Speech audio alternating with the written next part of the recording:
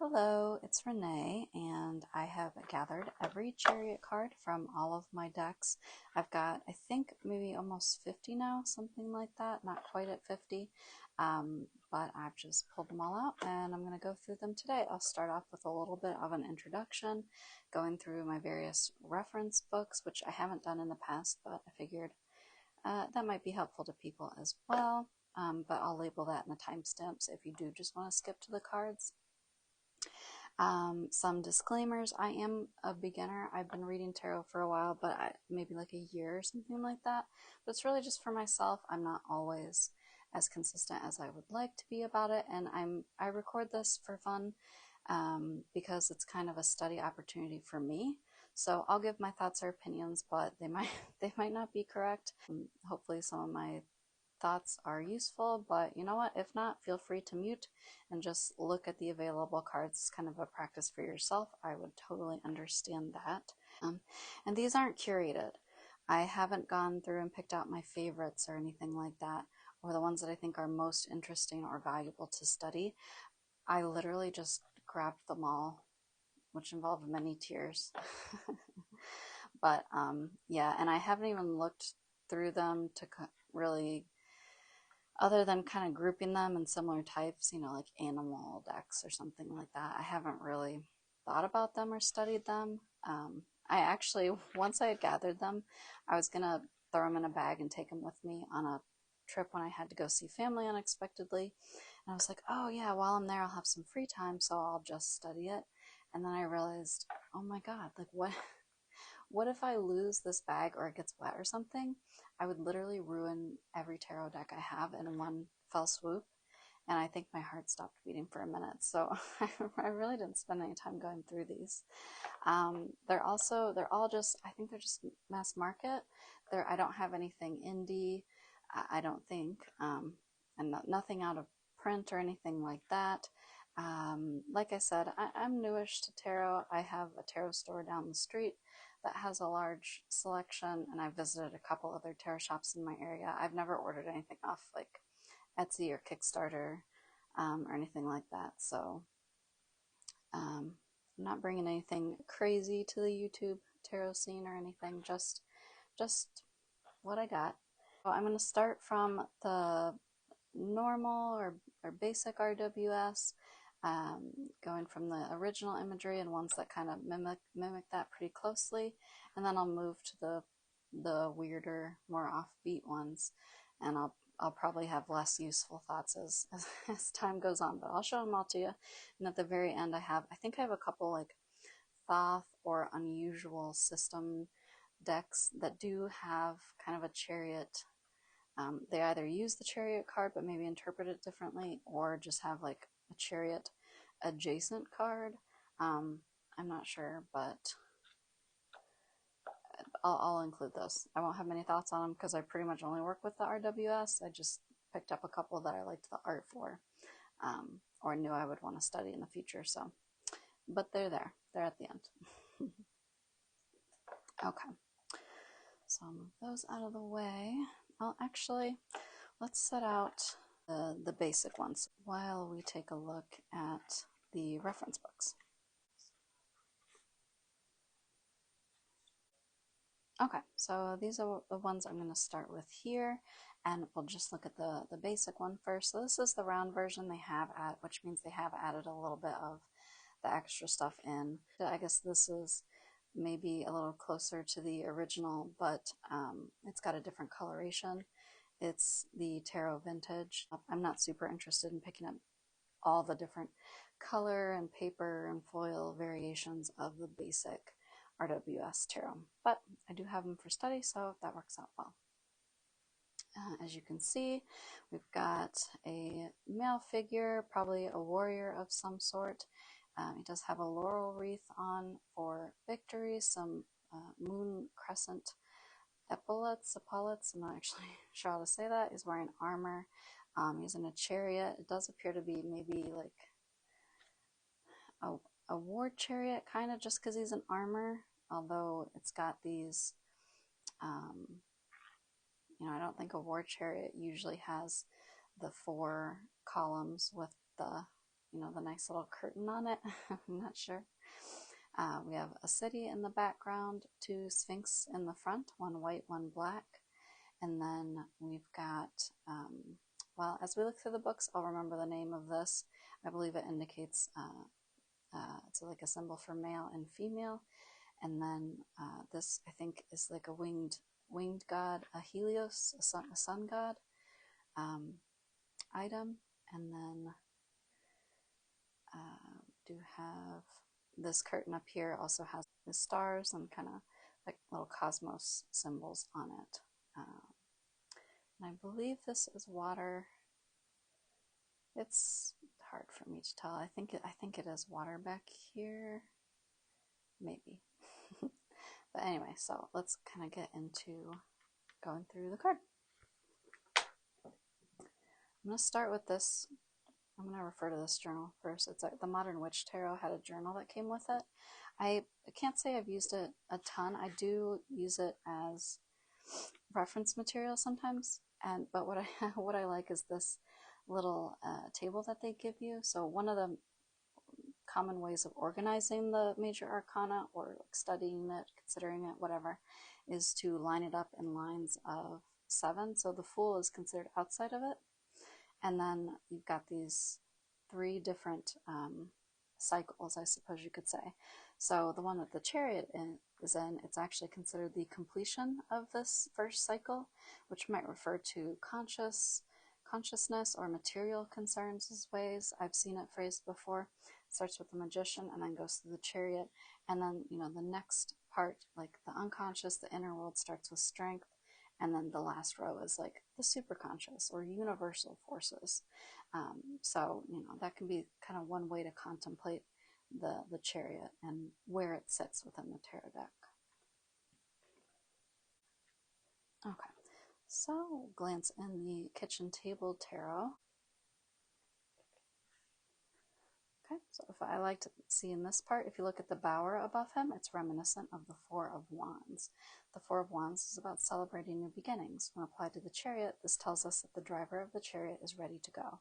There's an air of anticipation and positive energy associated with him. So I thought that was very interesting. It was something that I hadn't really noticed before, but it really does parallel the structure that is in the 4 of Wands, which I guess it would be nice if I pulled that out for you. Okay, so this is the 4 of Wands, which is usually, you know, 4s are for stability, and you've got the 4 staves here, and it's usually like a celebration or marriage, and that really does mirror this here, especially with like the fabric at the top of the curtains. Kind of mimics the bower and the flowers you've got. In a lot of 4 of Wands cards in other decks, they'll have fabric up there, so that really is very similar. More than celebration or new beginning, you could absolutely read it as that. I would also see it as like stability, for reasons we'll talk about later, since this card is a lot about keeping various, sometimes contradictory or conflicting forces in balance, so that they can all work together towards the same goal. So I thought that was an interesting observation from that book. So next I'm going to pull out this is Madame Pamita's Magical Tarot.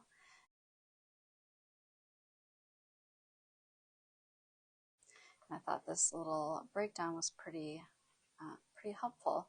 So, you know, you could read this card to talk about movement, relocation, or travel, just because, you know, we are dealing with a vehicle of sorts, essentially. So you can focus on the charioteer, control, mastery, or expertise. From the laurel wreath, you can pull victory, and the stars and moon symbols, you can kind of lean towards the divine feminine when you're reading those cards, as well as magic and divination. So dealing with moon energy. The sphinxes. Now here we're kind of getting into the meat of the card,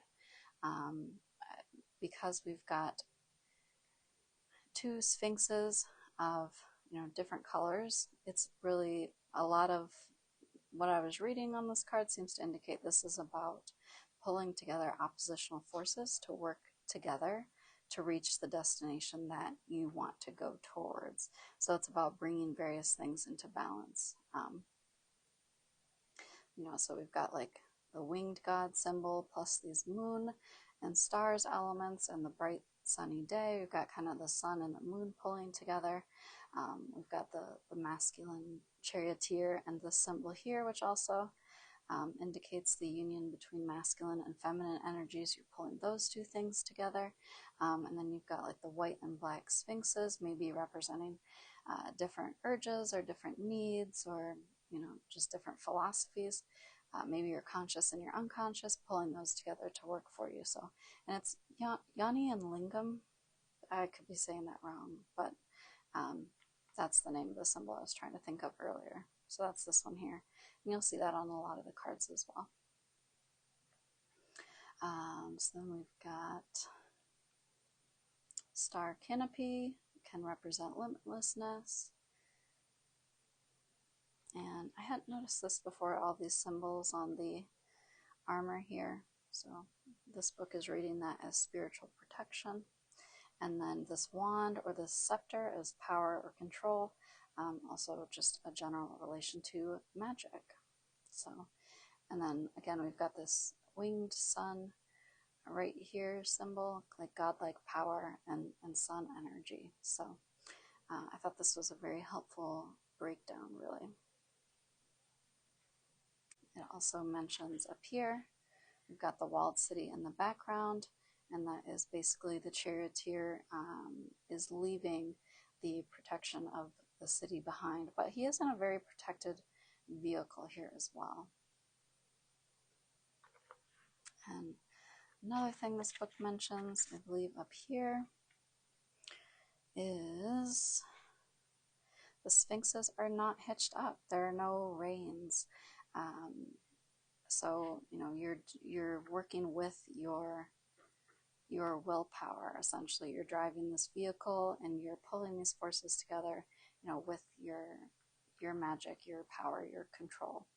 And it's kind of a mental thing as well. And it's also, I think, relevant that you don't see any motion in this card yet, but the potential is there. So, there may be one last thing that needs to be done to get things moving. And I think that's important because, it's not the Eight of Wands. I don't think it's a card that indicates... I think that it can be read as motion, travel, progress, and can be seen as like a quick or a fast card in readings. But it's not the Eight of Wands, so it's very possible to read this as it appears, where no motion has started quite yet, right? Okay, I'm going to glance at this one next. It's Tarot 101. And it is by Kim Huggins, which this has been recommended a lot, so I've really enjoyed this book. It's like a good workbook. It gives you a lot of homework, but it also has, kind of the basic card definitions and analyses as well. So it's a great reference book. Okay, so this mentions that the Sphinx, or like this card, is probably referencing something that Plato once talked about, because he's describing the soul as a chariot drawn by two horses, one black and one white. The white horse is noble and the black horse ignoble. Thus they both pull in different directions, causing problems for the charioteer. So one might consider that if the charioteer is able to control the horses so that they pull in the same direction, progress would be quicker and smoother. Okay, and then here we've got a list of the symbols, which is often very similar to the other book that we just glanced at as well. Okay, so as we talked about, there's the city in the back. We're probably talking about a journey that takes you away from the past or normalcy into something else. And this is actually all I knew about sphinxes before I started looking into this card. Was in legend, this creature would not allow a traveler to pass without answering a riddle. So if the charioteer has control over that sort of creature, it symbolizes his mental capacity and that sort of thing. So I thought that was very interesting. And so, that kind of suggests one way to look at these two is that, one is good and one is bad, and you're kind of trying to get both of those urges into line so that you can go on this journey or make this progress. So I don't think it's necessary to read one is good and one is bad, but it's definitely a possibility. There could be different urges within you that you need to get in line. I'm just going to look at this one real quick. The Magic of Tarot by Sasha Graham. Again, I love her. But when I go to the Chariot section for that, when it's talking about meaning, it is talking about movement, speed, gaining ground, triumph, traveling in comfort. I like this because I hadn't really thought about that. Traveling in comfort, being protected and comfortable. This one has the curtains and a strong, stable vehicle. And then when you're talking about over here, chariot magic related to a surge of energy, swiftness, and power. So if you do read it as a fast movement momentum card, I absolutely think that is in line with a lot of interpretations of the card out there. This is I have a lot of reference books. I probably don't need to buy any more, but here I'll give you guys what I got on the Chariot. Okay. So this is Llewellyn's Complete Book of the RWS, and it is by Sasha Graham. So this is a little bit more talking about what we were looking at in that tarot journal that had the rows of the cards laid out. So the cards preceding the Chariot, from the Magician up to then, reflect humanity's unfolding conscious realization. It's the individual's sense of self. A curious paradox is presented. The chariot reflects movement and speed, because that's what comes to mind when you think of a chariot, especially a war one with an armored driver. But the vehicle is carved from a cube of stone. The driver is mysteriously bonded to the cube as if he was a toy figure. The cube is flat against the grass, a traditional chariot figure who races with his horses. And then, so for weight, the material world reflects the lowest level of understanding, considered spiritual movement to be paramount, the ultimate goal. So if you could travel the world and physically dominate, but remain spiritually starved and stuck. And so the lesson of the unmovable chariot is that thing is only going to move forward once you can mentally control those two opposing sphinxes, something like that. And I thought this example that Sasha gave was really handy as well. So triumph of the mind reflects the ability to follow through that decision as demonstrated in strength, the following card. For example, you decide to start a healthy course of eating by adding loads of fruits and vegetables. This decision is reflected in the Chariot card, the decision itself. The follow-up and maintenance of that decision is reflected in the Strength card. So triumph in the mind suggests the individual has made a decision. There's no going back, you're officially committed, and nothing will prevent you from attaining it, but the actions have yet to unfold. And so, that's kind of why I lean towards reading the Chariot as something like where you've gathered yourself, you've gathered your power, you've made a decision, you've pulled everything together, and you're ready to go. So I wouldn't necessarily see this as speeding along like the Eight of Wands. I do like this as like a moment where everything's been gathered together and you're ready to take off, that sort of thing, right? But hey, there's a bunch of different readings that you can do from the same card, depending on when you pull it. Okay, got Holistic Tarot by Benabel Wen. It's a monster. Okay, this one's handy. It's just got the symbols here. I don't think we've talked about this yet. The Chariot is considered a Cancer-based card, Moon and Water, and victory, control, willpower, jurisdiction. Yeah. I think I like these keywords more than I like the motion and movement ones, I think. So I really like her take on this, right? Okay, so I've also got this book. It is Tarot Deciphered by Susan Chang and M. Moline. Now, this has some things beyond me, but I'm going to include it if you guys are doing these more esoteric studies. And keywords are this adds a little bit more about enclosure, containment, protection, guardianship. That's different than what I've seen in the other books, so that's very interesting.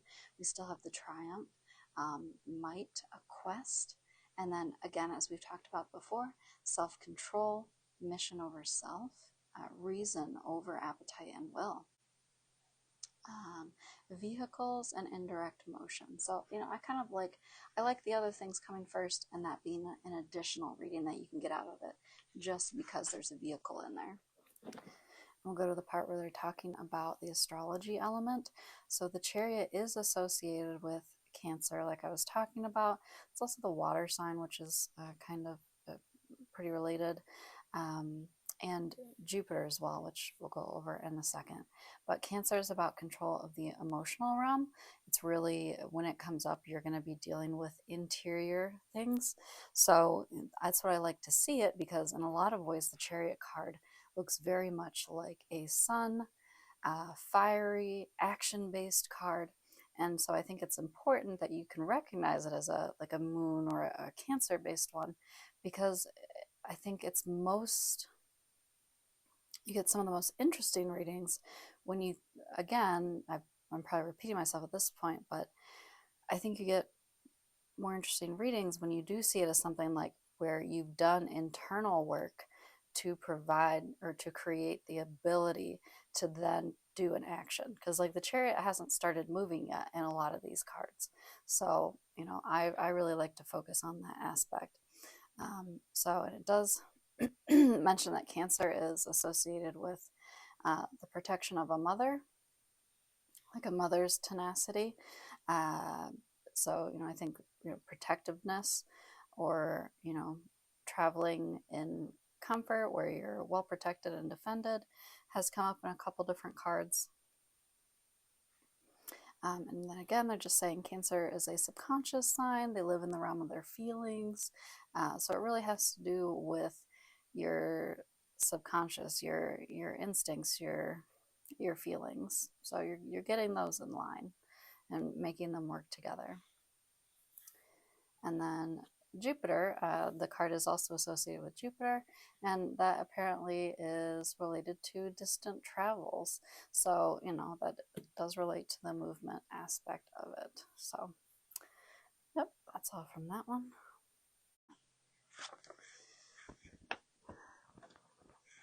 So now we've kind of gone over like general reference books, lists of the different symbols to look for in the card, and now I think we can start looking at themselves to see how they differ from this main or original one here, right? Okay, so this one is the Tarot 1909 Round Edition, and this is another very similar one. Like I said, it's a Tarot Vintage.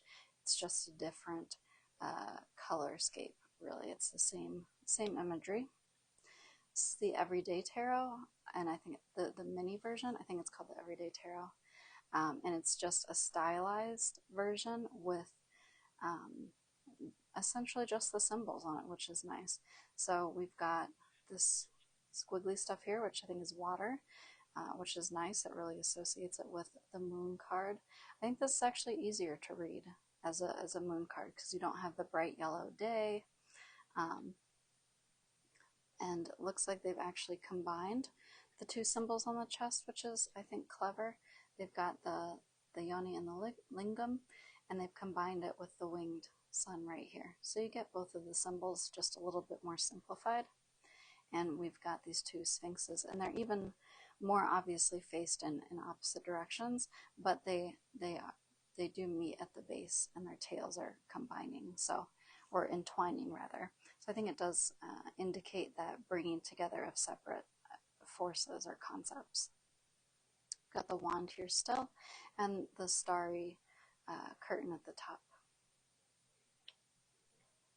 And then this one, I just got this one recently. This is the Heaven and Earth Tarot. It's almost like maybe like it really sticks to the original imagery for the most part. It's just this like grayscale, which I like for this card because it again it almost looks like moonlight rather than sunlight, so it's easier for me to remember that this is a moon-based card.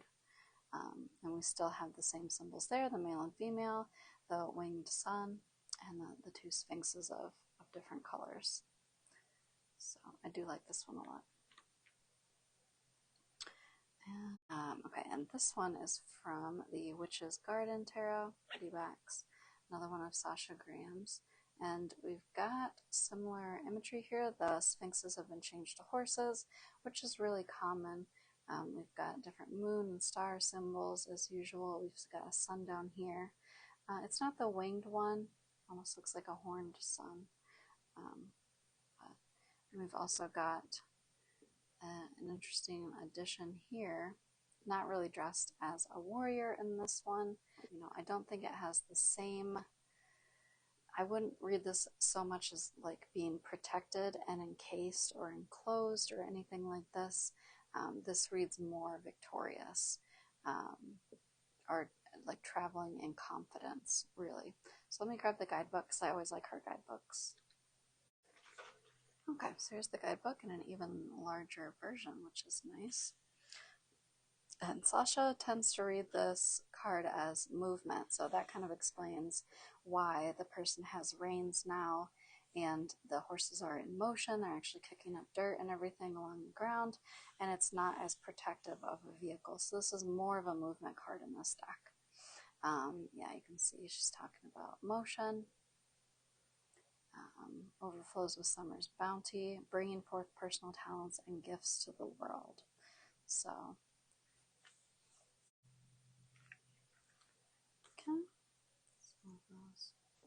okay, let's get out another set. There's always going to be more sets. Here's another set, again, recognizable as the Chariot, just some differences here. So this is from, I love these backs. Look at these little chipmunks, how cute are they? Pastoral tarot, and we've got more of an agricultural rural scene. So it's already quite a bit different than normal imagery, but we do have the two animals, the two horses drawing the cart, and you know, usually I would think of draft horses as being pretty mellow, pretty bomb-proof, but they do have them drawn in a way where you can tell they're pretty spirited. They might have different opinions on what they want to do, kind of looking in slightly different directions, and they are moving at speed, so you know, you can see an element of taking control of two different forces and getting them to pull in the same direction. This one does have reins, and instead of a war chariot or chariot of some sort, we've got more of like a wagon carrying hay. So you know, he's not really protected like he would be otherwise. You're not really getting that element of it. I don't know that he's leaving anything in particular. He's just kind of going down this dirt road here. So, you know, I wouldn't pull as much from this one as from other ones. We've got some storm clouds here. I would be tempted to read this as, you know, kind of going away from a stormy area to brighter, clearer skies. We've got like a break in the clouds here and some birds flying upwards towards the sun. I'm not sure if this is a particular kind of bird. I'm sure this symbolizes something, but I'm not really sure. I did glance at the guidebook and it didn't mention what these birds were, so, you know, I am not entirely certain how to read that. But yeah, that is the Pastoral Tarot. That's called the Dreamer's Journal for the guidebook, but this is the Mystic Dreamer Tarot. Yeah, okay. So, up. So now we've got a nighttime scene, which again, I really like for this card. I think that helps me out a lot. We do have a light on the end of her staff here, which I kind of would interpret as like magical in origin. It doesn't really look like, you know, a lantern or anything else like that, so I do enjoy that. We've got two horses. They seem similar colors though. I'm troublesome. We've got some crows here as well. And then we do have a driver, and I don't think there are reins. I don't really see reins coming up to the horses or down their sides or anything. So I think she's driving with her power on her own.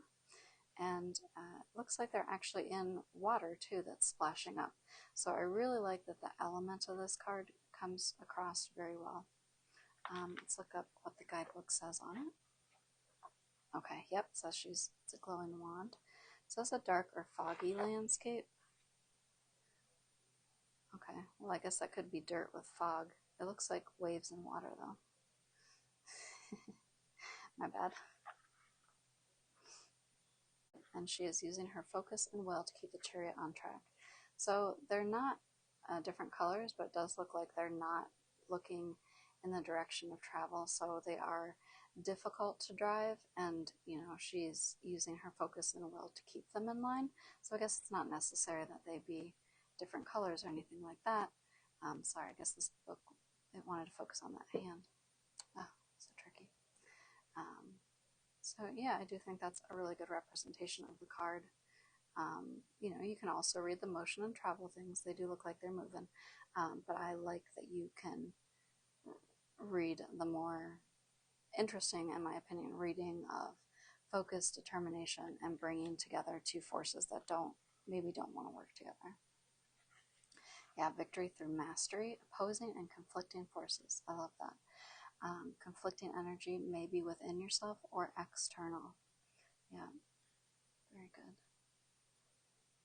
Okay, and I like this reversal too. Danger of you running over everyone in your path. If you don't have everything under control and you start moving down the road, you could be barreling ahead into someone else. So that's very interesting. What do the ravens represent here? Let's actually look at, I feel like ravens or crows are featured in a lot of decks. I do want to look up what the symbolism for that would be. Oh, fascinating. Okay, so I'm using this like Dream Animals book. And look, the raven has always been associated with the sun and considered a messenger of the gods. So that's fascinating. So instead of having the sun symbols, I was actually thinking like, it doesn't really show the combination of sun and moon energies, but if you've got ravens, that would definitely count, I suppose, if they're usually associated with the sun. Sacred to Apollo. Very cool. And they also symbolize the spiritual and mystical side of life, which does match up with the divine feminine and the moon imagery. Don't really see anything combining masculine and feminine energies in here, but considering that it's got so many other good ways to read this, I will forgive it for that. But anyway, I like that one. Okay, this is from the Druidcraft Tarot, and got the Chariot here. Similar imagery. It is heading towards the reader. There's no city in the background or anything, but it is still a sunny day, and you do have the white and the black horse, which aren't looking in the same direction. I'm not sure if there's any moon imagery in the card. I don't think I'm really seeing any, but Druidcraft I got because it has a really good guidebook, so I'll grab that out. Okay, so here's the guidebook for this one. It's the Druidcraft Tarot, and yeah, so the keywords are the same as what we've seen before: triumph, mastery, control, journeys. They do have a little bit of different symbolism than we've seen in other ones. So it mentions that her reins are by her sacral center, or chakra rather, and that her hand position is similar to the magician, which is interesting because the magician starts this cycle of the major arcana and the chariot ends it, so that's kind of a nice callback. And she does have a staff or a wand, like indicating power, magical power, like we do in the original RWS imagery. And then got the druid and Wiccan Wheel of the Year. And yeah, so the different color horses indicate control over, different. I guess I could get used to seeing rains. I think it's kind of interesting when there aren't any rains, because it does kind of more quickly call to mind that you're just controlling them, via your personality, your willpower. But I could get used to reading the rains as we go along, as it still reads that you're in control. You're literally holding the reins to keep them in check. So that's just something I gotta work on. Yeah. So here we've got two where they've leaned more into the Egyptian imagery suggested by the Sphinx. This one is from the Royal Tarot Gilded version. There's the backs of those.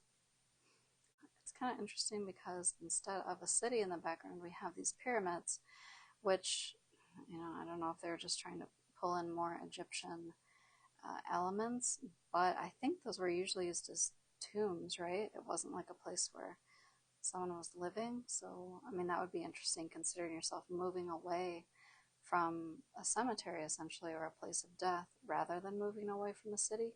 So, that could certainly crop up in interesting ways.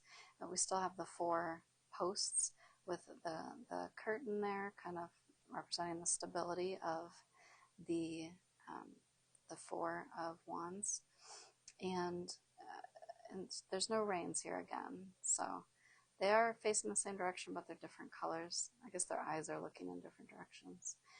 So again, the control is from the mind or from her willpower, not directly connected to the Sphinxes.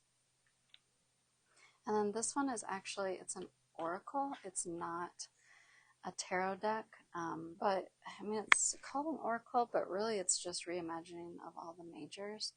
I really like this rendition quite a bit. I love the features on it. So we do have different colored sphinxes again here. No rains. This person looking forward, focused on the goal. We've got the moons here as usual and the starry banner. I think these totems in the back are really interesting. Maybe like I don't know if they're like a hyena or a giraffe or something. I think they look cool. I don't know. But again, you still have the city in the background and actually some interesting cliffs. And you definitely have, you've got 2 suns here actually. And then the moon. So you definitely have the sun and the moon elements, the black and the white, and I like the blue tint on this one. And so, yeah. It's a good version of it. It's called The Secrets of the Ancestors. Let me pull out that guidebook to see if there's anything interesting. Oh, fascinating. Okay, so I was wondering if there was any, indication of both feminine and masculine energies, which could just come from here. This looks like a feminine face and this more masculine. So, that alone could show, the two forces coming together in this card. But this also mentions that the monarch, it's number 7, it's for the Chariot, is Hatshepsut, the Egyptian queen, who was crowned king. So she wore a beard to signify that she was as powerful as any man. So I think that's a really interesting mix as well, to kind of combine feminine and masculine energies in this card. So I think that's really neat. And these are just going to get progressively weirder as we go. All right, so okay, this is the Ferenc Pinter. I'm not really sure how to pronounce it, but I did a full review on this deck in my last video, so you can check that out if you want to see more. Overall, it's a deck that I really enjoyed. This one is quite a bit different, honestly. I would almost consider this a before or an after type scene. You see what I mean? So if you could think of this almost as, you've made your decision, you know where you want to go, and now you're just kind of gathering everything together to, to put the Chariot and all of your, internal determination, your internal desires, all of that. You're putting all of that together to get set off on your journey, but you're not quite there yet. There's also two people, which is, a little different. Maybe someone's helping you out, is maybe you would read it that way. Or you could read it again as like an after. So after you had the determination, rallied everything together to get set and ready to go, maybe the wheel got stuck in some dirt or mud or whatever. And you have to kind of like regroup. So I guess I would kind of, read it in a different way. And I should maybe look at my Ferenc Pinter one to see how I read it before I actually did this Chariot study. So who knows? I'm probably contradicting myself already, but you learn, you grow. It's fine. All right, this one is from the Murder of Crows, another Los Scarabeo deck. Here we have the moon and the stars, so it's pretty clear that this is like a moon-based deck, which is cool. So it has kind of a face on it. You do still have the same Chariot shape, so I do think it is indicating stability with these four columns, the curtain at the top. You still got that like square, solid Chariot shape. This one's being pulled by crows instead. That's just kind of the theme of the deck. I don't think it necessarily indicates something different. They are looking in different directions. They're otherwise the same color, but there's no reins and not even anything connecting them to the Chariot. So I do think it's really obvious that they're being controlled or driven by the rider, who is mentally strong and controlling them in that way. So I do like that one. So this one is from the Tarot of Mystical Moments, which I just picked up like literally the other day. I had a bad day at work, so little retail therapy. And finally, a store I went to had this, which I know it's a popular one, but for whatever reason, stores I'd been going to hadn't had it. So I was happy to see it. This one is, we're getting more into the whimsical illustrations, I guess you would say. So you still have this city in the background. I don't really see any signs of like sun or moon apart from this looking kind of like a dawn scene, which is very pretty. I don't really see any other symbols or anything to pull out, but we do have a woman who, I think she's like part of the Chariot, and this looks like a snail shell and like a nautilus. Because she's part of the shell and connected to it, it kind of links into what I was pulling from. Is that a hair? Sorry. What I was pulling from that book earlier, where it's mentioned that the charioteer almost looks like he's part of the stone chariot in some of the original cards, and this would be taking that very literally, where the shell is her protection and she is connected to it. So she's moving, but she's also protected as well. But it, we've also got the snail coming from it, so they look like they are sharing this shell. She does have these reins here, and she's also got an additional. It again looks like a snail shell coming from the head, though it does make me think of it makes me think of ram's horns, which does, it just makes me think of her as being protected and, defensive and offensive abilities. So it's not a war chariot. She doesn't look like, a warrior who's been victorious or anything like that, but she does look capable, and like she can take care of herself. So, and there's a wheel on it. We got motion. So you've got the same sort of travel and motion readings that you can get from it. I'm going to grab the guidebook just because there could be something interesting in there. Who knows? Okay, yep, it's the Tarot of Mystical Moments by Katrin Wellstein. And then, okay, here we go. Okay, so the Chariot, woman riding a snail, confident, determined, the spiral, the strength of her own mental powers and her will. Yeah, so they don't mention rams, but I'm going to continue reading it that way. Okay, so they don't even care about the speed of this card being as fast as usual in interpretations, so that it could be very slow and it'll take time, but this charioteer is focused and will reach her goal in the end. So that works out.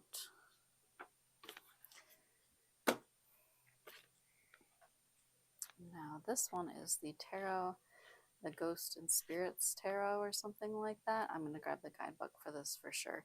For this one, every card references like a folk tale about a spirit in some way. So we've got a person down here in a cape or a cloak, unrelated, but I want a cloak. I wish to go tromping about in the snow in a cloak. Also, they've got a staff, and then up here, we've got, I'm gonna assume, I'll put my guess in, I think it's the Wild Hunt, maybe, something like that. We've got like ghostly riders coming down this way. So there's not even actually a vehicle in here. The hunt is more just a group, a collective. Got some bird, maybe a bird figure there, and then some like spirit faces here. This one's kind of making me laugh. But yeah, we do have some hounds and some ghostly riders here. So I'm gonna get the guidebook for this one. Chariot, no fortune, the chariot. There we go. Yep, the Wild Hunt. So this is I think this interpretation is very, very different. You know, because I feel like you can read yourself into whatever character you see in a card. At least that's what I do. I do whatever I want. I feel like a lot of times you're kind of gonna see yourself as this person here, and this is like coming down onto you, this arrival of ill omen and bad fortune, which is really kind of not at all in line with the usual interpretation of the chariot. But I guess you could also see yourself as, you know, one of these hunters here. I think I would probably usually see myself in this character, you know, leading the charge from behind. You know, you've got the scepter up here, which is like power and authority, whereas these aren't quite as filled in. They're not really, they're a little bit more, they're less meaty. That's my only reason for concluding they're not as important. And I think this little guy at the back has maybe like a crown or something. But yeah, so, you know, maybe you're in charge of that, but you're also, you know, maybe you're not a sign of good fortune for someone in real life, which would be an unfortunate interpretation, I suppose. So, you know, I would probably, I don't know that I would read this like the usual chariot at all, honestly. It would probably just be like a kind of a bad omen card, essentially.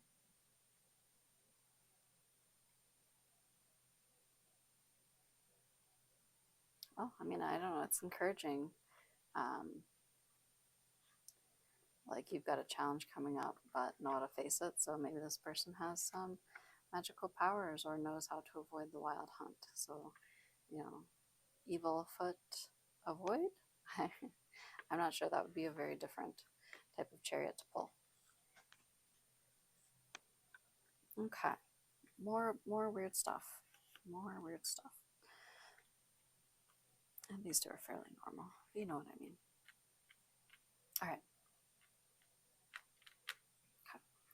So here we have the Star Spinner Tarot. We've got some sort of chariot. It looks almost celestial because it looks like they're going through the sky. We've got a character here and two cats at the front of different colors and looking different directions. It does look like he's focusing, so I can imagine him driving this chariot mentally, but I don't know, I almost feel like the cats are driving, or, you know, maybe he's looking through their eyes, if that makes sense. So he's kind of like mentally communicating and controlling them. I feel like cats are really, like the Sphinx, are really good for the metaphors of this card, because we do have that phrase, herding cats. So, you know, it is notoriously difficult to get cats to do what you want. So if you've got two of them together, that's even harder. So I just think that tends to work out really well.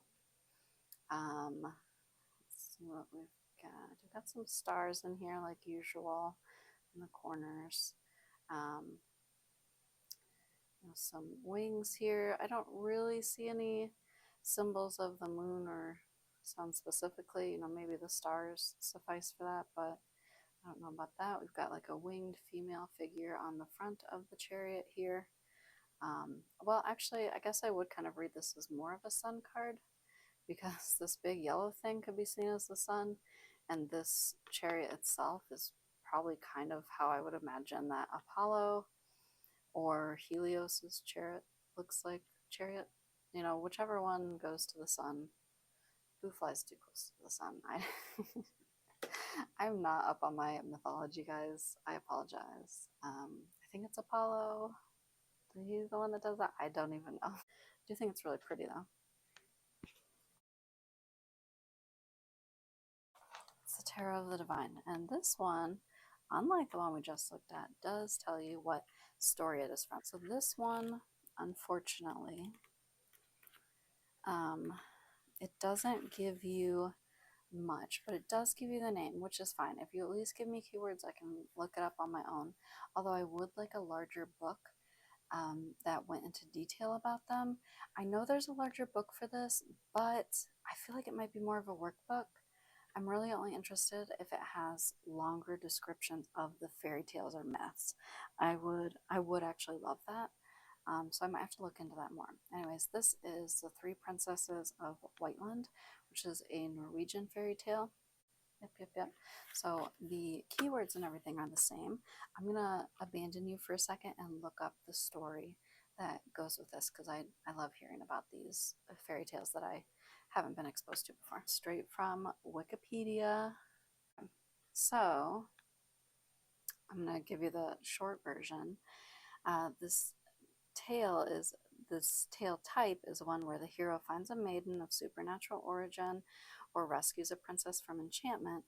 He marries her, but she sets some sort of prohibition or a quest or something like that. He breaks the rules. His wife disappears.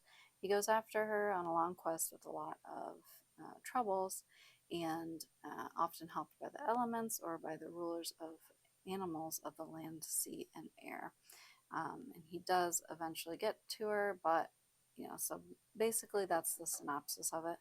Is he goes on a quest, he marries a beautiful princess, but she sets a rule for whenever he went away for a little while, he breaks it, and of course she abandons him. He can go on like a long adventure where he learns lessons and things like that, and I believe fish help him out at one point in the tale. So that's what we're seeing here. And this would have been after he had effed up, but he's gotten his determination. He decides that realizes he does want his wife back. He's sorry he messed up, and he's going to go after her. And so he's determined and continuing. So we've got the fish. They're not quite in sync. They're at different phases of the jump here, but they are still pulling. So they're not different colors or anything. That would be nice, but maybe that would make the card too busy.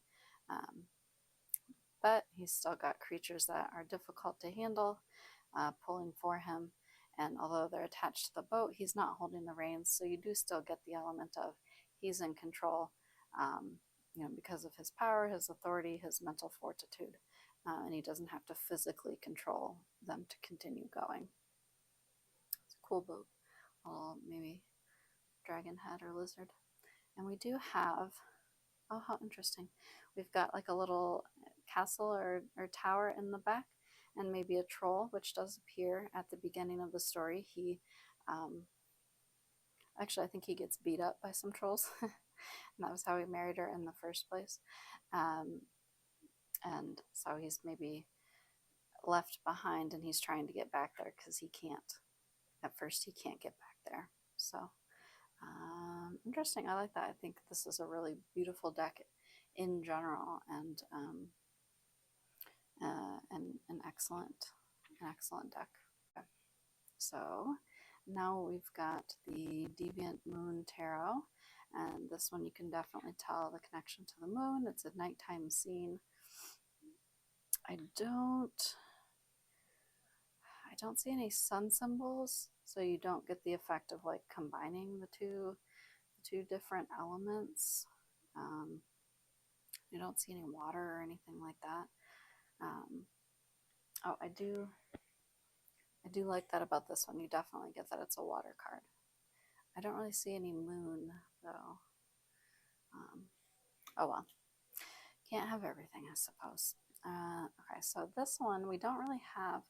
I suppose we do have a chariot. It's just this person is very much combined with him, or combined within one, essentially. That he is the chariot, which goes really well with those initial interpretations of the early ones, where they observed that the person was like protected, encased within it. This person is very protected. So you've got, instead of the city, I think this might be a factory of some sort in the background, so it's more of an industrial scene than anything else. He's not really on a path or anything like that. It's not moving, which is the same as the original cards, but I get more defensiveness from this one. He's almost got these horns coming up. So there's no laurel wreath of victory or anything like that. I think this might be more defensiveness and protection, which is interesting. I haven't seen a lot of them go towards that route of interpretation. So let me grab the guidebook, because this does have a bigger one. Okay, so let's see. The Chariot, okay. There we go. There's this other little preliminary drawings, which is cute. Okay, so it's more in the sense of a wheelchair, where it's helping him move rather than anything else. Diversities into an armor of confidence. Okay, so it gives you more interesting readings for this one, which is fine. Overcoming hardship, directed, determined mind, not letting excuses. Sure, works for me. All right, now we have the Tarot of Vampyres. Not the newest one, the older one by Ian somebody or the other. I worked at this deck a lot, however, it's a pretty advanced deck, I guess I would say. It really doesn't follow a lot of the RWS imagery. This one's kind of an exception because we do still have the Chariot. We've got the moon, so we know this is like a moon oriented card. We've got the moon symbol on this helmet as well.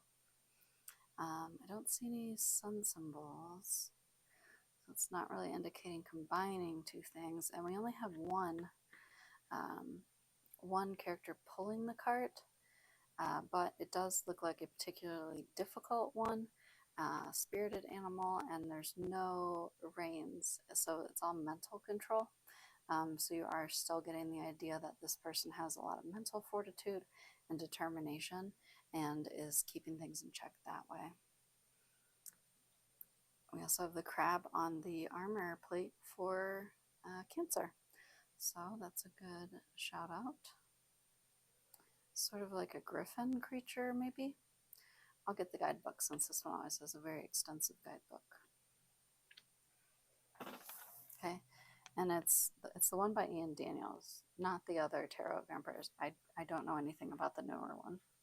The creature that draws the chariot forward is a combination of the four beasts that represent each of the four elements in Phantasmagoria. That's this guidebook, or this deck rather. Panther, serpent, crow, and wolf.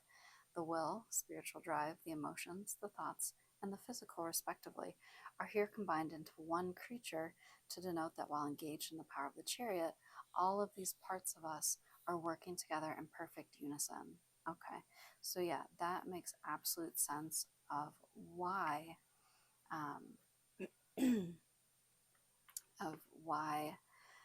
there's only one creature. So I think that is very cool. Always a good deck. This one we have the Motherpeace Tarot. Usually struggle with the illustrations. I'm just going to go straight to the guidebook. Well, okay. So we do have two. They almost look like gazelles type creatures with these sorts of horns. They've got wings on them as well. Got a chariot here, an archer. She is holding an axe in the way of holding the magic wand or the staff of power. And this looks like an apple. Doesn't it look like an apple? No, maybe it's a cup with something in it. Not sure, but because this looks like an apple tree back here. And then we've got a woman or a goddess in the night sky. Got Cancer, the Cancer crab there. Anyways, make of this one what you will. Alright, so the next group of stuff, well, it involves a car. That's the only combining feature here. Okay, this one is the Prisma Visions Tarot. Yes, there we go. Okay, so for this one, we just have a car with its lights on in the rain, and then we've got a bird coming down as well. So I don't think it's in motion because I don't feel like the bird's in danger. I feel like it's just coming down to land on the vehicle. Otherwise, I'm not really pulling anything other than like light on a stormy night, a refuge on a stormy night. Yeah, let me pull the guidebook.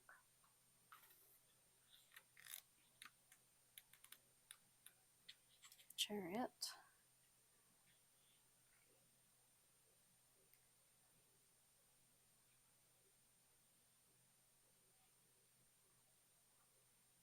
Okay. So for John, refusing to let any obstacle stand in your way. So, I guess that would be, even on a dark and stormy night, you are protected. Okay, yeah, I'm seeing how to read it more now the more I think about it.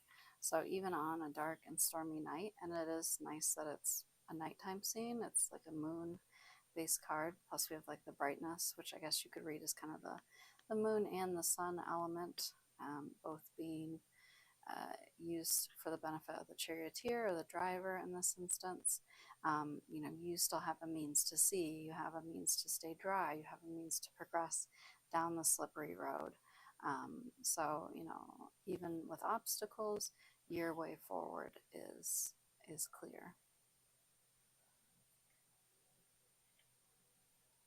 This one is the Tarot of Doors. It's an older deck. And for this one, I want to say most every card in that has an actual door. I guess this does have like a car door, technically, so that's kind of where they're going with it. And it looks like we've got a rock star. It's got a symbol of the sun and the moon combined, which is pretty cool. So it's kind of saying like both of those elements are being controlled by him.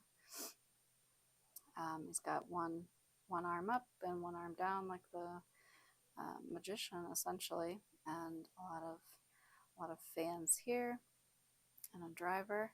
So he's got a chauffeur, but I think it's really clear from his stance that he's in charge of where they're going to be going, which again, he doesn't have reins, but he is controlling this person, because he's in charge, he has the power, he's making the decisions, making the money, probably owns the car. So, I really think that you can get a lot of the same readings. So, he seems very exposed, but the fans are back a little bit, and the car is able to keep them at bay. He's not being swarmed by anyone. So it's still offering protection like the Chariot would. He's got a guitar instead of a staff or a wand, but, he's making music with it. Let's see, we've got women and men in the crowd, so we've got like masculine and feminine energies really combined. Like, he's really appealing to a wide audience here, so I think that's kind of combining masculine and feminine like you would see in the original card. I really think this is a pretty good thing. Like, even his stance is really confident. Since this is the Door Tarot, you could kind of think of him as having the key to the city, essentially. He's really on top, he's victorious. It does look like he's leaving his fans, the area where his fans are. It's kind of like leaving the city, leaving the site of where you've been celebrated to go on to something new. So really, I think there's a lot that you can get out of this card. A lot of the usual elements of it are here, and I think that's pretty cool. Okay, so this is from Tarot of the Haunted House, which is another Sasha Sasha Graham deck, and I know we talked about her earlier because I have some of her books and other of her decks, but she tends to read the Chariot more about journeys or emotions or getting started or going, it seems like. So in this one, yeah, I don't read it in the same way as this. Like this one, I really feel like this guy is, doing what he's told. And while I'm sure that a driver in this instance would also, he's just a little bit more sinister. And this is the tarot of the haunted house, so I don't think you're supposed to feel fully in control of this character. So like he's having you get in the back. Where's it going to take you? Like, do you know? Have you decided? Are you going to exert your will on this character? Are you going to go in the direction that you want? I feel like it's a bit uncertain, like it's asking you to think about that and to do that final step to be in control of where the vehicle is going to go. Yep. Okay. So this one is the Pulp Tarot, where it looks kind of like pinups or like posters from back in the day type things. So now we've got the Chariot up at the top, and we've got one of these groovy, it almost looks kind of like a drive-in or like a parking deck or something like that from back in the day. We do have the moon. This is a moon-related card, so that's nice to see. Got a woman here who presumably is driving. That's kind of neat. They have, the car, it doesn't need to be pulled by anything, so instead they've got these two big dogs in the back who are black and white and looking in different directions. So I think that still pulls in the element of bringing together opposing forces and making them work for you. So I just think that's a really neat way to do it. And they've also got the skyline in the background still. So I don't see any sun symbols or anything like that, but if you're breaking it down, I think as long as you have the two animals, a lot of times that'll get you to the right place of the usual interpretation. Usual. Okay, let's do these where the manner of conveyance is a little different for all of them, a bit unique. Okay. All right, so this one here is the Hush Tarot, a bit of an advanced deck for me, I find. It's a little difficult for me to do. But we've got maybe a fairy or a little girl on a carousel horse this time. It's armored up, so you still get the indication of like wartime or protection, things like that. It's also making like a rearing motion. So that's kind of like a protective stance for the girl, I think. It's interesting, we've got some keys here. They look like keys to toys. So it looks like she's maybe in charge of other things or has access to other things as well. We do have water. It looks like water down here. I would think so, right? And then we've got like a little ducky. Two little duckies in the water. So we've got like water for the Cancer element. We do have the moons. Two little moon brands on the horse here, which is cool. Got the 8-pointed star, which I know is on another card. I don't know if that means anything in particular. The farther we get along, the less likely I am to look things up. I'm just trying to survive. Okay, so we've got this like banner here too, which suggests victory. This kind of curls around like water, honestly. So you really get like the moon and the Cancer tie-ins here. And it indicates movement, so you would still get like the movement, the travel, readings from here. Pulling different things together to work for you. I guess I could see that, pulling different things together, because it looks like these keys would actually maybe go to these tin men and these little duckies here. They're not really ready to go though. I think if they were lined up, it would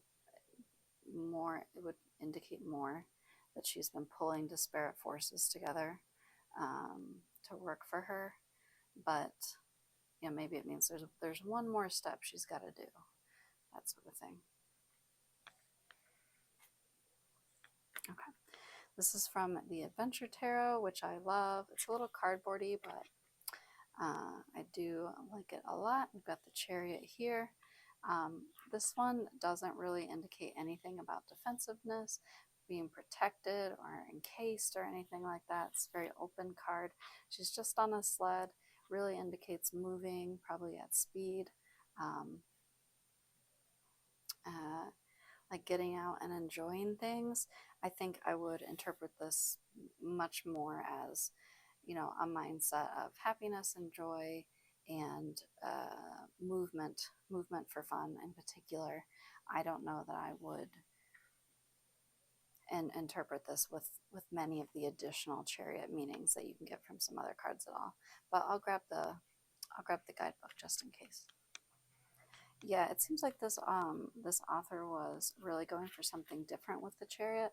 So this is talking about, instead of rallying all your forces together to work towards a certain goal, she's more interested in bringing in an idea of spaciousness, that there's time for enjoying oneself and getting the opportunities that you need.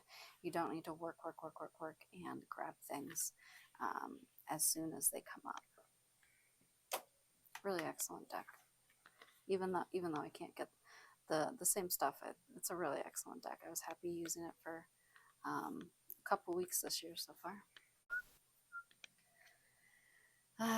This one, I purchased it because it had such good reviews, and it's not a bad deck, but it's not me. But anyway, we have the Chariot is from the Tarot of Curious Creatures, I believe it's called. And so, like that other card we saw earlier, the Star Spinner, we've got two cats at the forefront, a white and a black one. And like I said, I think those characters work pretty well. Like, I understand what the symbology means. It doesn't really look like they're pulling or anything, though. Here we have the little symbol for male and female, the Yanni and Lingam, whatever it was. So that's cool. They've got the different elements there. We've got stars, and the two little faces on here, which is kind of funny. And I'm assuming this is meant to be like the winged sun overall. So we have all of the symbols that we're used to seeing here. We do have a bike instead of a chariot. It is leaving a city and the city behind. Another 8-sided star, which I should probably look up at some point.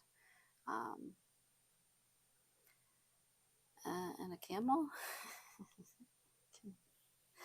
I guess I would say, I'm not even going to look at the guidebook for this one. I'm going to say this shows determination and focus, because a camel is an animal that can store a bunch of water and go for a long time. So I'm going to call it a day on that one.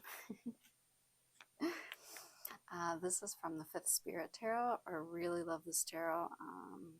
I like everything about this tarot deck.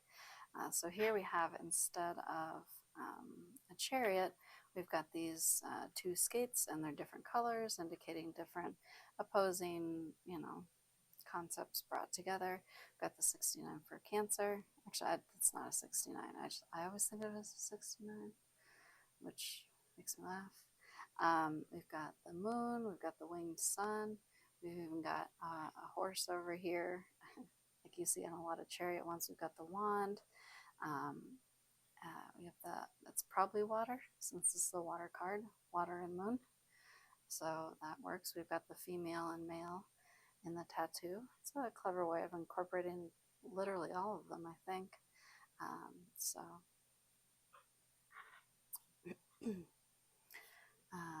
And I think this person does look determined, confident, and moving forward. So you got everything you need to read this card, I think. And this one is the Modern Witch Tarot. And this has, I believe, all the usual expected imagery here. We've actually got two sphinxes, one white, one black, city in the background, a wand, two moons, the moons, the stars.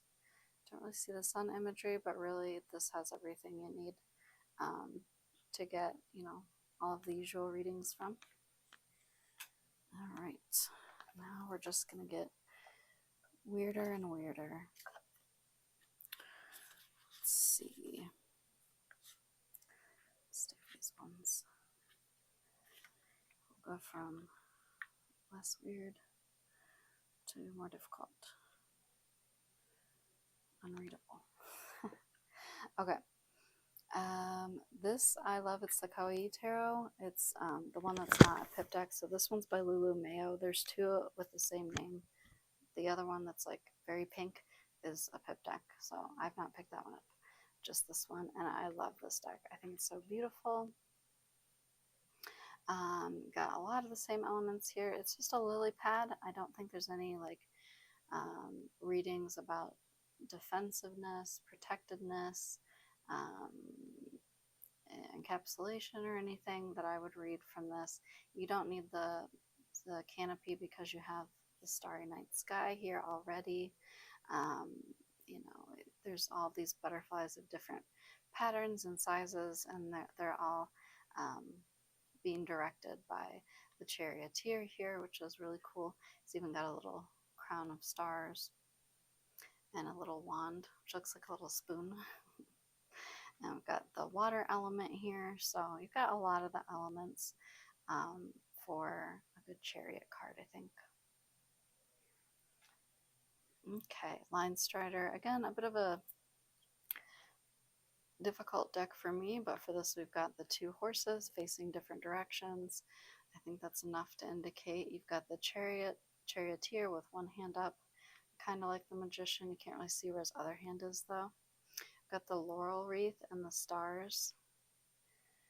And down here this is a little harder to tell what's going on. I've got feathers, so it's a bird. I can't really tell what's happening there, but we do have the Cancer sign as well. So let me grab the guidebook because this one has a phenomenal guidebook. It's the back of them. Pretty. Okay. See, I knew they'd have something good. So in my rendition, the abstract figure of a dove is featured upside down and bound. It's a warning. The gentleness and compassion of your nature may have to be subjugated to achieve your goal. Victory often carries a price. Caution is advised. And so that's why I couldn't really tell what was going on. It's bound up, I suppose. Which is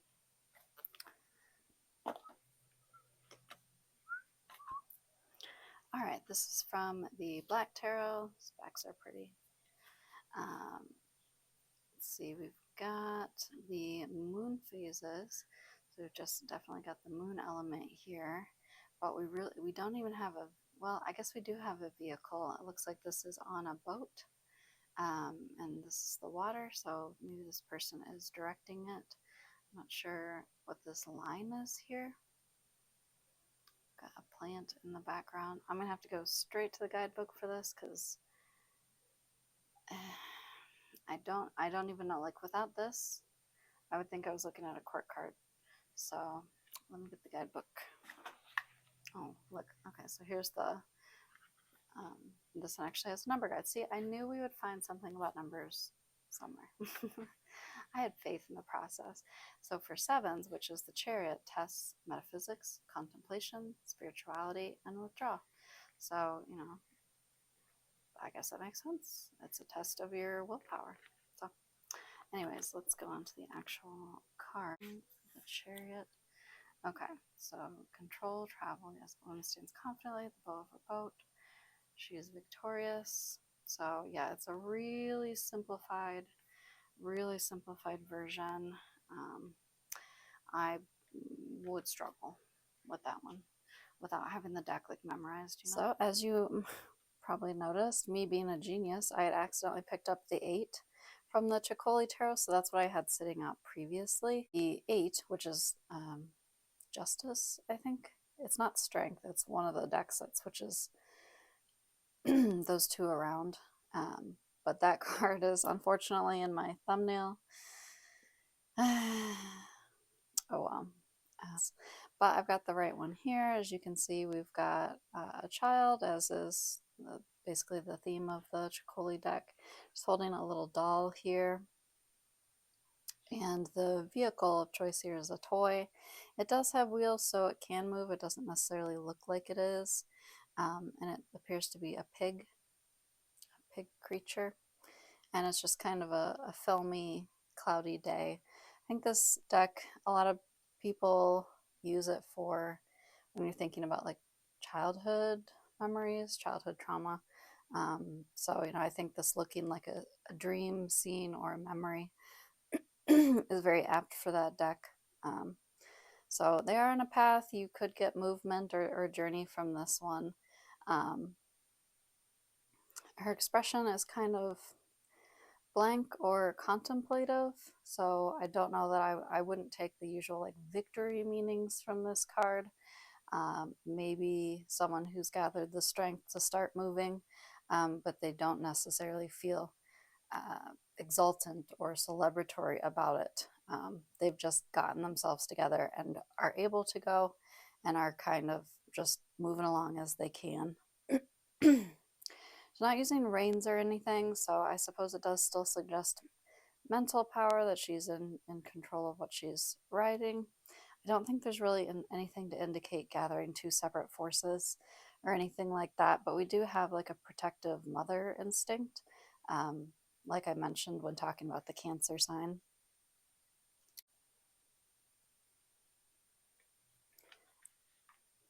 And that's how you spell it. Oh, it's Nicoletta. Ceccoli, my bad. This is from the Da Vinci Tarot, which takes a lot of his artwork and his sketches. We've got Imagination, which is the number 7 card. And this one's very sketchy, very blurry, difficult to see. This almost looks like a cat, maybe of some sort of figure. Looks like a sun almost.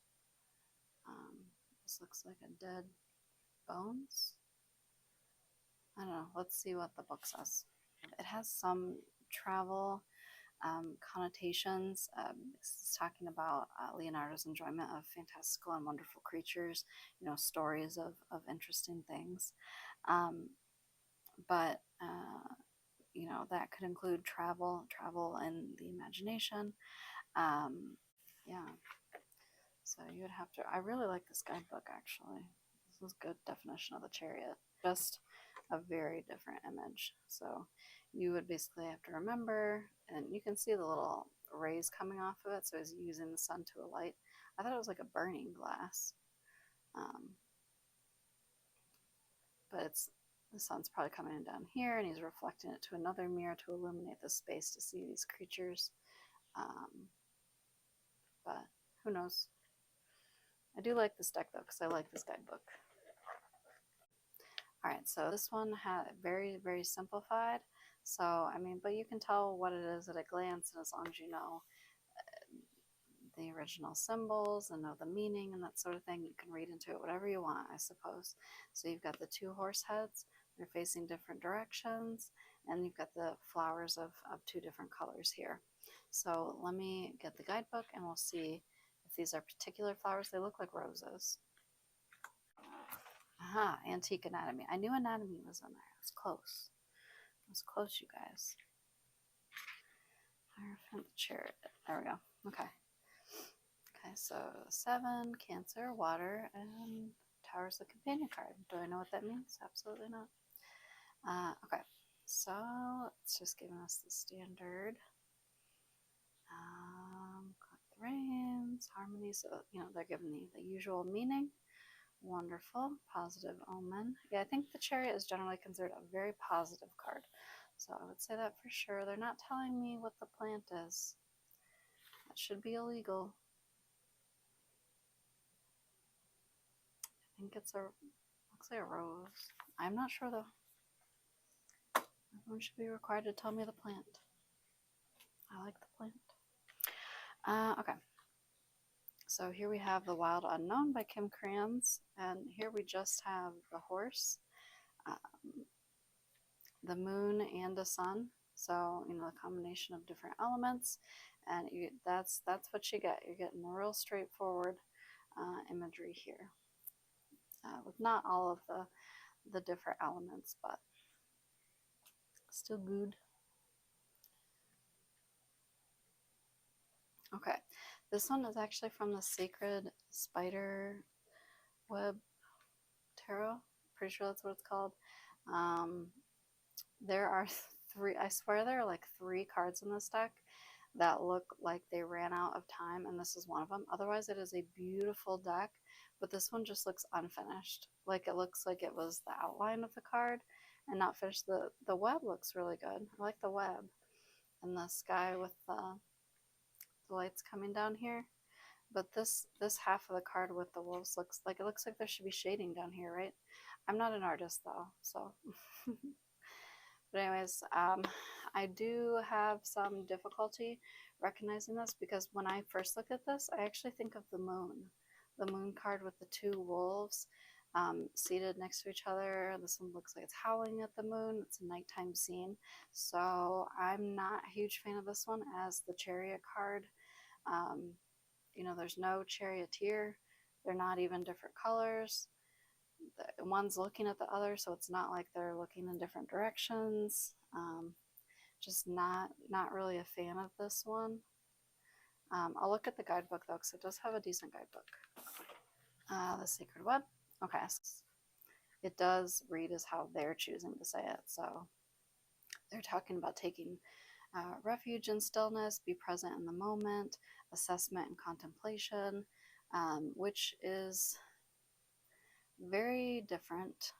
Ready to assess the way forward, which is very different from the regular Chariot card, which I guess would be fine. This does read like what they say. You know, you're just looking around, enjoying the night, howling at the moon. It's just not going to be anything like the usual Chariot card.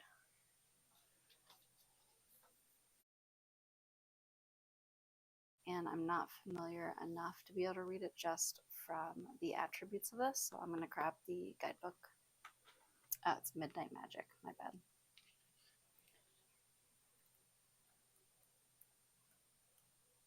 Okay, so it hangs on to an unsteady and unusual food source and makes that unsteady bit work for them. Forward movement. Okay, we do have a nighttime scene, so we're getting that moon element there. It's kind of interesting, so it's dropping. Okay, so it's indicating dropping and rolling, so that's how they're showing the movement along this path here. That's kind of neat.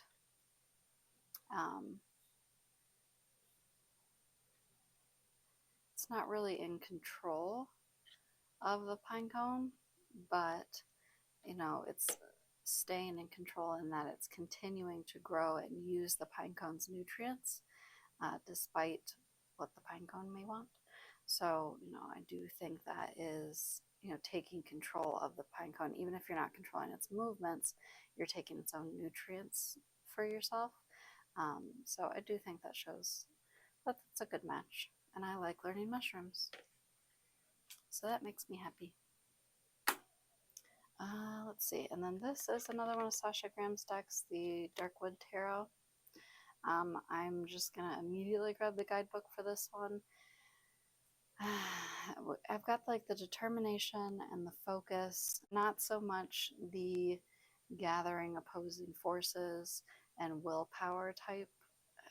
It is determination though, I'll give it that. So let me grab the deck, and it's an eagle. I'll have to look up the usual meanings for eagle besides America.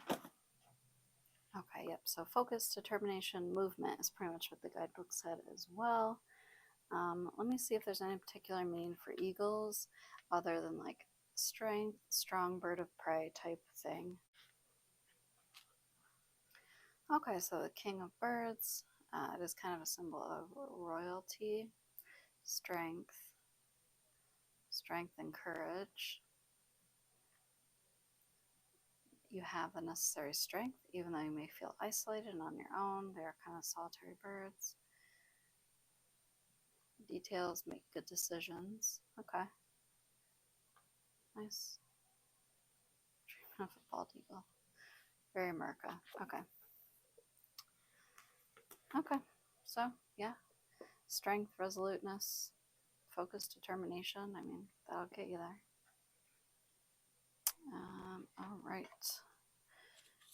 think I've got a second batch of animal-y type ones, and then we've got like the weird leftovers that aren't maybe very RWS-y.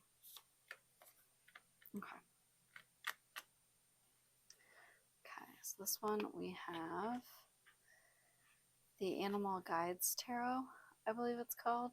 So we do have the Chariot. Interestingly, the horses are in the chariot, and there's a butterfly outside, which is very pretty. They look very friendly. They're all kind of, these are like the friendliest looking horses. Like, look how cute they are. Hello, hi. They're very friendly. So this one is specifically Arabian horse. You can successfully balance various or opposing energies at once. You've earned the rewards and recognition you're receiving. Okay, so this definitely mentions balancing various or opposing energies. I don't know what's going on here. I truly don't. I'm just going to grab that guidebook. All right, tell me all about it, Radley. Number 7.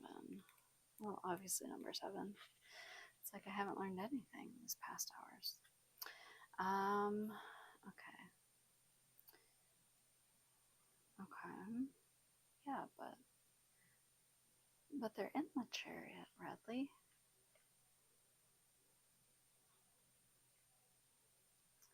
Radley, why are they in the chariot, Radley? I'm confusion. What about the butterfly? Butterflies, I know, those are usually representing transformation. Why are they in the chariot, though? I'm confused.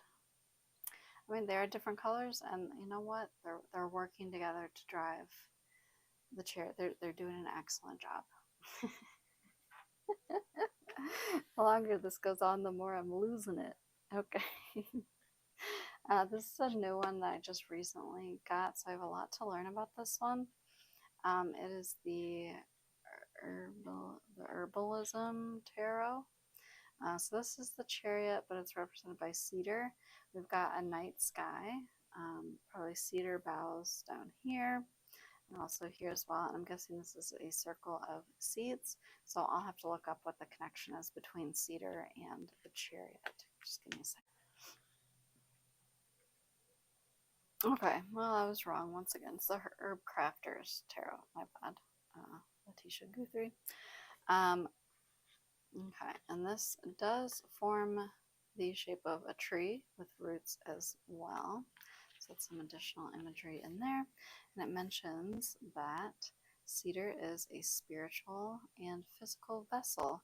So it's used often for sacred ceremonies and used for making canoes. So, you know, that itself is taking the place of the vehicle or the vessel, that's actually a cool idea. Let's see. Be determined and opportunistic like cedar roots, and traveling between the worlds of heaven and earth, the physical and spiritual uses of the plant. So, yeah, I like how this is. I would have a difficult time remembering the associations of these things, but I enjoy that this book gives you, you know, different things, different ways to interact with cedar, right? That's what I like about it. So, very difficult. It's going to be hard for me to read. Guaranteed. Guaranteed. All right. So, this one is the Crow Tarot. I like these backs. They're plain, but so pretty. The Crow Tarot, we've definitely got a sense of movement. We have a laurel here and a moon symbol. So we've got victory. It's a moon card, movement, chariot. That works for me. It doesn't really have... you're just going to have to know it's the chariot. I think it's giving you just enough to know that it's the chariot. There's not much else provided about combining opposing energies to move forward. I've mentioned that like 50 times. It's just, I feel like that's one of the most interesting aspects of this card. Like, we have other cards that represent travel and movement and speed. You know, there's just a lot of cards that you can pull, like any of the knights, the 8 of Wands, you know, there's other ones where the people are traveling by boat and stuff like that. There's a lot of ones that can also indicate travel, so it's not my preferred interpretation, because I think the bringing together various energies to push forward is a more unique reading that I just really enjoy getting from the Chariot. So it lets you know what it is, but this is mainly just going to make me think of movement. Chariot. So this is the Tarot of Landscapes, and we've got it looks like an owl flying towards us down a tunnel of trees. We've got the shadow on the bottom as well. I actually kind of like this, because you've got your physical self and your shadow self as well, working together and moving together down this path. I think that does actually represent very well. Let me make sure there's no shadow on the other one. Okay, yeah, we're good. I just didn't want you guys to be like, why didn't you like this other card for this? But I think this one's just a very obvious shadow, and I really like that, because even with tarot, we're talking all the time about the shadow self and working with it and cleansing it and, you know, integrating it into our regular self. So I actually really like that, controlling your body and your shadow to go on the same trip. Bada bing, bada boom. Wonderful, wonderful. Okay. Oh, yeah. All right. You guys are mostly going to be on your own for this one. All right. Let's just lay out what we got here. Okay. This is actually another car one. I should have included it in the other car section, but I think this is more of a Thoth deck. So, but it is a Chariot. You've got, I want to say it's maybe a taxi based on the color, and then this like white bar across the top. It might be like a taxi sign on the top.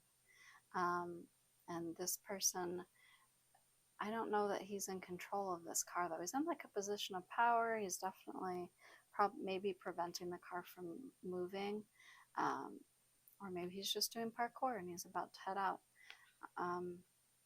But because he's outside in the night, he's not driving it.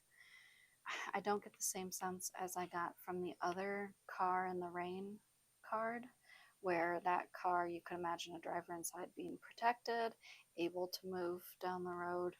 This is a little bit more precarious. So let me grab, I really like this deck, so I will grab the guidebook. You know what? I looked at the guidebook and it was distinctly unhelpful. I tried my best, guys, but this one is gonna stump me. It looks cool though. It definitely looks cool. Let's see. This one is, I think it's the New Chapter Tarot. It's got quite a few of the original elements here. We've got wings and giant wheels for movement and flight. So you definitely have the travel aspect. This person has lion paws. This is like a griffin, and then he's got like the one of the pharaoh masks. I don't know. Is there another more images there? No clue. The horses are, I like this. They're different colors. They're facing opposite directions. Love that. And it does incorporate the Cancer element, because they look like sea horse creature type things, which is neat. I think that's a neat way to do it. And this looks like a bird claw. I wonder if it's like a griffin type character. Let me take a looky-loo, I suppose. The guidebook does not explain these choices, so you're on your own. I can't help any further. This one is the Aquarian Tarot, and I am not even sure what I am seeing. I feel like I'm looking at a man in a helmet made out of a pumpkin. And this, I'm trying, what, my eyes can't parse it. Like, what is this? Am I seeing, is this a tunnel? Am I seeing through the person? Is this, I really can't. We've got like the moon here. There's wheels here. I see the wheels. I see the wheels. I don't see. I don't see. I have trouble with this one. The back is pretty. So there's that. Let's see. This one is Tarot of the Spirit, which is, I think, has its whole system, so it's way beyond me. And I do see some of the similar, or like familiar Chariot stuff. So we've got the different colored statuettes here.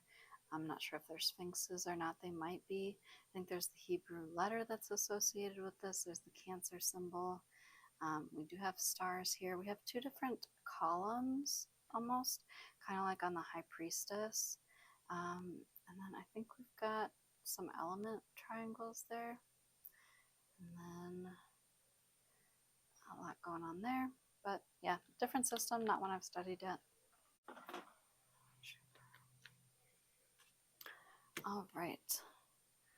Then we've got, this one is from the Osho Zen Tarot, which again, I believe has its own system and really deviates quite a bit. So card 7 in this deck is awareness instead. So you've got kind of like a shadow form and then like a break in the curtain, which looks to be made of water, and coming through is a person who looks calmer and more stable, or like calmer and more at peace than the shape of this shadow there. So let me grab that guidebook. Oh, actually, my bad. It's not water. I mean, it's blue and it looks like drips. But apparently I'm incorrect, and that's blue flame. So you know what? It doesn't line up like element-wise.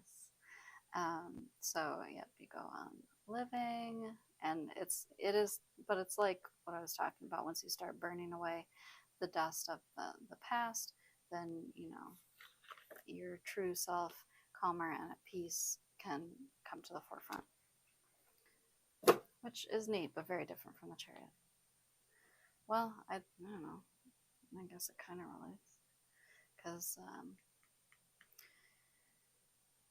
you know, maybe you've got different instincts and different passions and different goals, but for the Chariot, you've got to draw it all together to move forward. Maybe it's like this way: you've got to dismiss the things that don't serve you, and you know, come forth as one unified whole. So sure. Okay, and I'll talk about this one just because I've had it out, but on reflection, I don't think this is relevant. This is the Cosmovisions Oracle, which often has kind of a related card, but it does have its own system. So looking at this is card 7, but it doesn't, I don't think that it at all relates to the Chariot after looking at the guidebook. So I'm mentioning it and bringing it up close in case you wanted to see it or were curious about it, because I did have it sitting out. This is what I get for not reviewing things before I talk about them, but just so you know, you've seen one from every single one of my decks. I would never cheat you or short you a card, you know.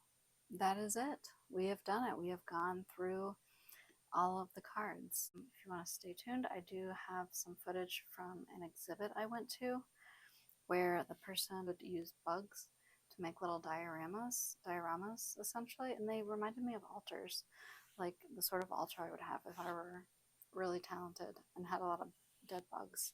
So that's all. Goodbye.